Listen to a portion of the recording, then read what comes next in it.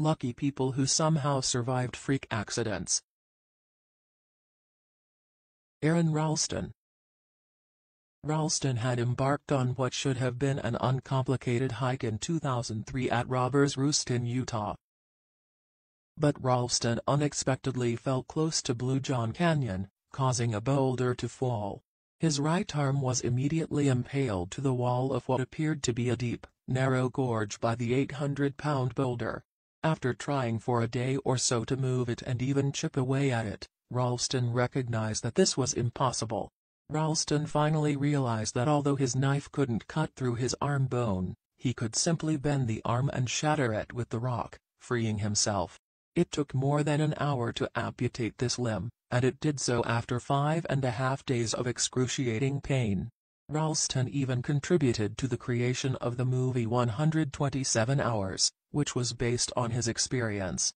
He still participates in strenuous outdoor activities now, aids hikers with varied disabilities, and even works to protect wild areas. Chris Gursky. In November 2018, U.S. traveler Chris Gursky made the decision to try hand gliding while on vacation in Switzerland. Gursky had to practically grasp on for dear life while the pilot tried to land safely because his pilot had mishandled the way he was attached to the flying machine.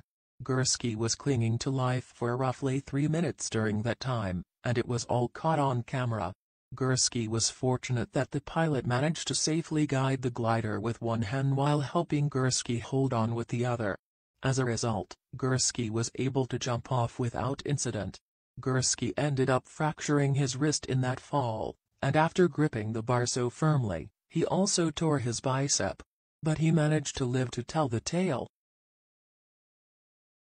Anatoly Bugorsky. Anatoly Bugorsky had worked as a researcher at the Institute for High Energy Physics, which is located in Protvino, Bugorsky. Bugorsky went through what can only be described as a terrible worst-case scenario in 1978 while inspecting what appeared to be a malfunctioning piece of equipment. His head somehow got in the way of a proton beam, which went straight through the back of his head and straight out his nose. Bugorsky described seeing a flash brighter than 1,000 suns, but he felt no pain. However, he did lose some hearing in his left ear, while the left half of his face gradually became paralyzed, and he even had occasional seizures, but he survived. Bugorsky's right side of his face wrinkled as he aged, as is normal in the aging process. But the left side of his face remained the same as it had been when he was hit by the proton beam in 1978. Vesna Vulovic. It may sound like a thrill-seeker would intentionally attempt to survive the longest fall without using a parachute in order to break a record. But in truth, it was merely a stewardess who, against all odds, managed to escape a strike on an airplane. On January 26, 1972, Vesna Vulovic was the sole survivor after an incendiary device put by the Ustash Croatian reportedly went off, causing her to plunge an incredible 33,000 feet. Vulovic was trapped into the fuselage by a food cart as others exited the aircraft. Amazingly, she wasn't even meant to be on the destined flight. For about a month, she lay in a coma while spending almost a year in the hospital.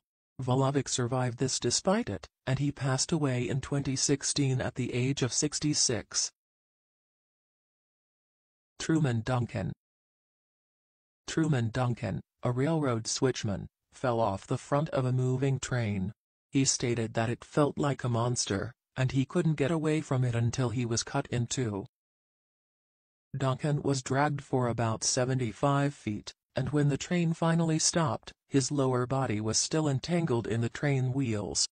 With one leg still attached by a single muscle, Duncan somehow managed to make a 911 call using the cell phone that he kept with him.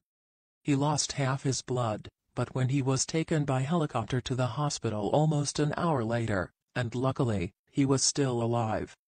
According to one of his doctors, Duncan was torn down to just one cell layer of tissue between his abdominal contents, his intestines and the world. Duncan had lost his legs but managed to survive the ordeal.